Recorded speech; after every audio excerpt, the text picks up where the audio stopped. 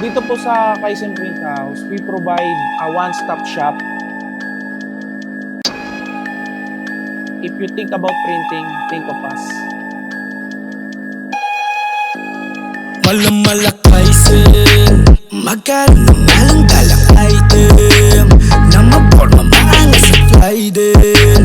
Hangat mo na brand, alright din. Nalan mo kalat, tumatatak ng mala Kaizen. Hi, I'm Chicoy Garcia. I'm the owner of Kaizen Print House. At ito ang aking Bistorya.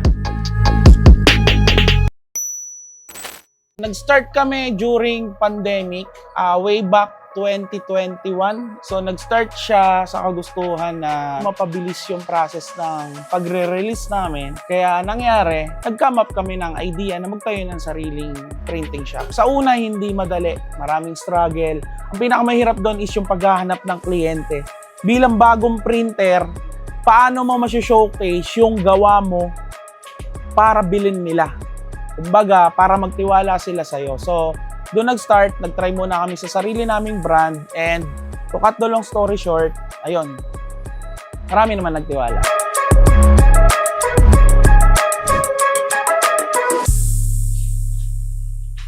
So, dito naman, dito nag-uumpisa lahat kasi dito yung preparation area natin. So, bago lumabas doon, pine-prepare muna siya dito. So, dito sa preparation, nandito lahat ng mga acetate. Doon ilalagay siya sa screen bago siya mapunta sa production. Dito muna nangyayari yung lahat ng magic na nakikita niya sa damit niya. So, dito, gagamitan natin siya ng exposure box para syempre rumihistro yung acetate natin sa mismong screen. So, ganito siya. Kikita niyo wala pang nakalagay. After natin mapasok dito, dito na lalabas yung mismong design. Okay? So, ayan. And then dito, nangyayari naman yung preparation ng mga labels natin. Sleeve, etiketa, hem etiketa, neck tape, lahat dito natin ginagawa. Kaya pag nagpagawa po kayo sa amin, wala na kayong intindihan sa branding. Kung anong brand name nyo, yun yung ilalagay natin. Stay making moves like I'm trying to sell a house. That's how it be when you're raised in the South. Mama always said that this money be the death of me. Money can't buy you happy, but I never seen a sad man riding a jet ski. Time will tell, moving breakneck speed. First it was hate, now they drop my steez. Took small sips, now they drinks on me. Commas in the bank, that's all I need. Business first and chill after. Set to cruise, but not the actor. Work hard, let the money stack up while y'all broke like a stress fraction. My God. Sabi ko nga, bago ko nagkaroon ng printing, client din ako before, and naranasan ko yung struggle ng mga gustong mag-clothing na ang dami mong taong kausap. Kakausap ka ng gagawa ng design, kakausap ka ng para sa t-shirt, kakausap ka ng para sa printing, para sa hang tag sticker. And ang mahirap kasi doon, hindi sila sabay-sabay natatapos. Ibig sabihin, kahit tapos na yung t-shirt mo, delay naman si sticker, delay si ganito, delay yun lahat. So, ang ginawa kong solution kasi, one-stop shop siya, isang tao lang kausap mo, pag natapos na siya, ibebenta mo na lang. From the design, from the production, post-production, we provide cut and sew shirt, prints, meron tayong digital, meron tayong silk screen. At the same time, we provide embroidery services, digital arts, name it. Lahat yon kami na magpo-provide. Darating sa'yo, ready to sell na.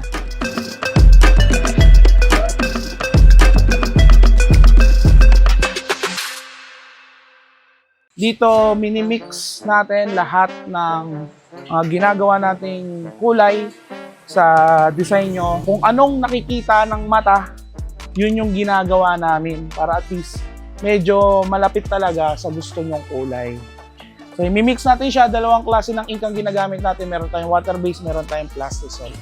And then, bukod sa silk screen, meron din tayong mga digital print like DTF and sublimation.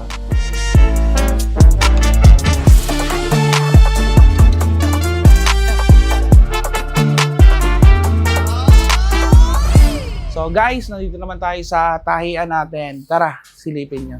Ang process kasi natin is cut and sew, kaya makikita nyo, ikakat natin siya isa-isa para sa gusto nyong klaseng style and design. So dito nag-uumpisa ang lahat ng damit, ikakat siya from scratch. Kaya kung makikita nyo, ma-manual cut yan bago maging ganito. So dito, deconstructed pa siya, kung makikita nyo, pero may print na. So after kasi makat, ibababa siya sa production para printan, and then ibabalik dito para buuin. So dito, pagka-print is bubuuin na siya from joint. After nun, lalagyan ng sleeve, lalagyan ng ribbing, and then tatahian ng etiketa. So dito, sa part na to, kinakabitan siya ng collar. Kung makikita nyo kanina, wala pang collar. So dito, nagkakaroon na siya ng collar. Ayan, ito. Ito yung pinaka-collar niya. And then sa part naman na to, dito, kinakabitan naman siya ng sleeve. So ayan. So dito, after nun, kakabit na yung sleeve. Meron na siyang sleeve. Ayan. So from collar, kakabitan siya ng sleeve. Then susunod, ipo-fold naman natin to for piping. Kasi ito is para hindi mag-misness, kailangan naka-fold siya. So dito naman yun sa part na to. Ayan. So kung makikita nyo, naka-fold na siya kaya malinis na siyang tignan.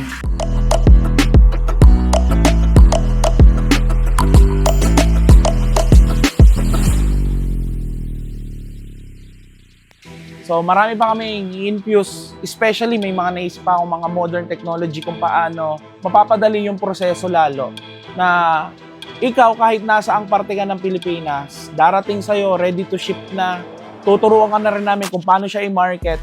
And lahat yon mamomonitor mo through cellphone. So isa yun sa mga dapat abangan and maraming bagong item and product na i-introduce dito sa Philippines na first time basta about sa printing. Isa yun sa mga pinaghahandaan namin.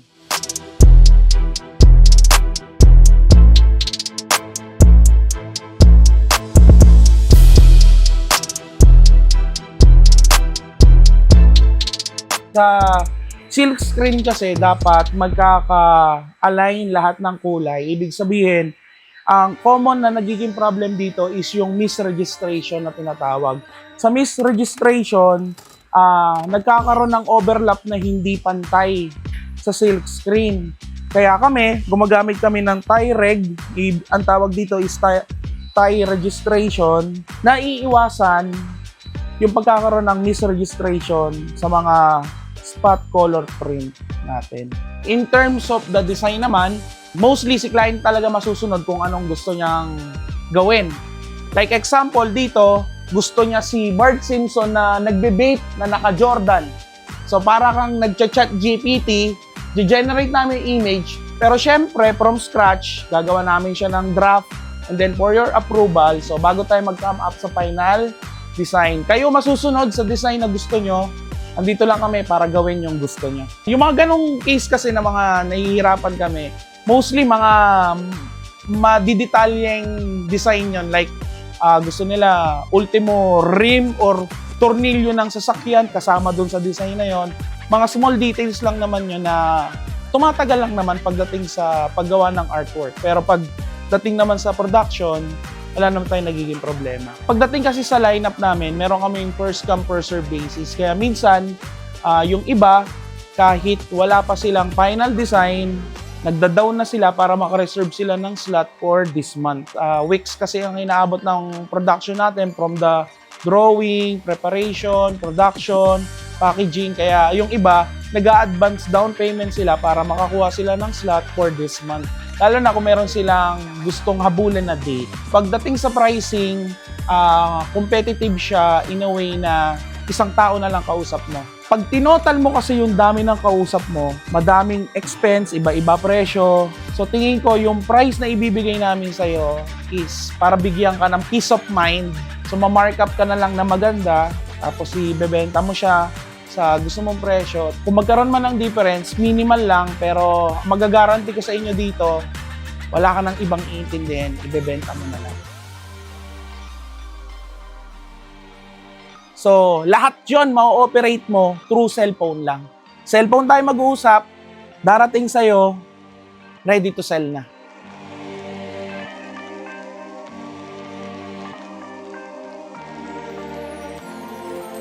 Pagdating kasi sa printing, sobrang daming competition talaga. Sobrang lawak. Sobrang rampant din niya kasi Kahit backyard, pwede ka mag-start ng sarili mong t-shirt printing. So, ang ginagawa ko, nagmamarket ako Luzon, Visayas, Mindanao. So, hindi lang ako nakapokus sa isang lugar. Ang target market namin is buong Pilipinas. Tapos, ang kagandahan kasi dito, ginamitan ko siya ng modern technology through Facebook ads. Kasi para sa akin, isa to sa investment na pwede namin gawin kung paano mo siya ibebenta. Talagang magta-trial and error ka. So, sa YouTube kasi, iba-iba rin naman yung sinasabi nila. So, tatry ko pareho. Kung ano yung mas gumana, yun yung ginagawa ko. Parang pagkain ng isda. Kinukuha mo lang yung lahat ng laman, lahat ng tinik tapon. So, iba-iba rin naman. Yun lang ang mahirap pag walang nag-guide sa'yo na tao talaga. Marami kang itatry para makuha mo kung ano yung magpipit sa'yo. Sa improvement monetary, malaki yung pumapasok, malaki yung lumalabas. So, meron kahit papano, sa awa ng Diyos. And then sa lifestyle, masasabi ko na nagkakaroon din naman konti. Pero syempre, mas gusto ko pa rin na hands-on ako sa business kasi marami pa akong gustong gawin dito sa business na to. Hindi pa totally siya successful pero malayo na siya sa kung ano ang Kaizen yung nag-umpisa. Pagdating kasi sa production, isa lang naman ang gagawin nila dito. Kung ano yung ready mo, yun yung gagawin. Ang pinaka-challenge kasi, iba't ibang tao kausap namin, iba't ibang ugali, iba't ibang way ng pakikitungo ang kailangan namin gawin. Kaya, advantage na rin siguro before na na-involve ako sa sales. Kaya, alam ko kahit paano kung paano humandle or humarap sa iba't ibang uri ng tao. May mabait, may mainipin, may bossy, may talagang apurados. Awa ng Diyos, nahahandle naman natin. Although merong hindi nagugustuhan yung approach natin or yung services natin, well, business, gano'n naman talaga. Hindi lahat masasatisfy mo. Pero andun pa rin naman tayo, hanap ng bago. Kaya, ayun, tuloy-tuloy lang. Tingin ko lahat naman ng negosyante may ganong sakripisyo na kailangan mo minsan masacrifice yung oras mo sa pamilya mo kasi may client na darating, kailangan mo kausapin. Tingin ko lahat naman ng negosyante may ganong effort. Pero syempre, business mo to, so kailangan hands-on ka pa din.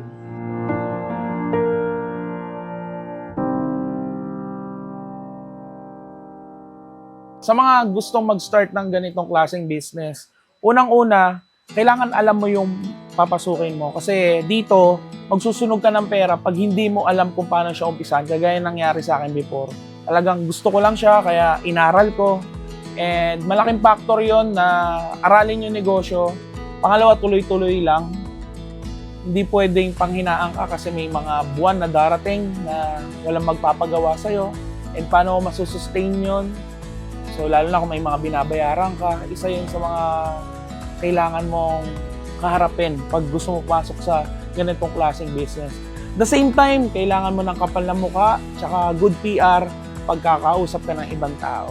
Tsaka mga kliyente na, alam mo na, parang binayaran yung pagkatao mo kahit magkano lang naman yung binigay nila sa'yo. Pero kailangan mo pa rin i-trato ng tama kasi client pa rin yun.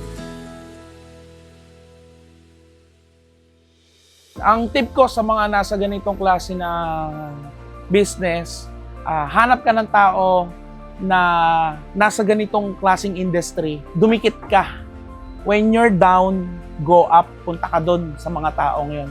Yung mga malalaking printing naman, hindi naman yan madadamot. Kung kailangan mo ng konting guide, tulong, yun lang kasi yung makakapag-motivate sa'yo ng lubos. Kasi unang-una, kung ikaw is nasa printing, hindi ka pwede pumunta sa negosyante na hindi alam yung ginagawa mo. Kasi walang mabibigay na magandang advice yun sa'yo. Pero pumunta ka sa mga kapareho mong negosyo, mga malalaki, paturo ka, patap ka lang konti, paturo ka ano yung mga pwede mo pang idagdag, ano yung mga mali, kasi yun yung makakapag-boost up sa'yo ng husto. Tapos, ayun lang, tuloy-tuloy lang, and matira mayaman sa negosyo ko. Tulad nga sabi ko before, marami pa tayong kailangang idagdag and i-improve. Kaizen 5 years from now, tingin ko wala na tayo sa lugar na to kasi we're aiming, hopefully next year, isang malaking warehouse tayo. Doon kami lilipat kasi sobrang sikip na namin dito sa building, kailangan namin lumipat sa mas malaki. And isa sa mga vision namin dito is magkaroon kami ng ibang branch sa mga prime city sa Pilipinas. So kung nasan ka malapit, pwede mong hanapin, may Kaizen Print House doon. So, isa yun sa mga big jump na kailangan namin gawin. Kasi maraming gustong magpa-print. Minsan gusto nilang pumunta, pero hindi uubra. Gusto nila makita actual. Hindi uubra kasi nasa Visayas sila, nasa Mindanao sila.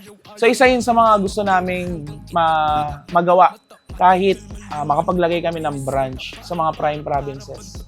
Guys, kaya kung isa ka sa mga nangangarap magtayo ng sariling negosyo, message Kaizen Print House for more info. Pag-usapan natin, trabahuhin natin, sabay-sabay tayong gumawa ng pera this bare months.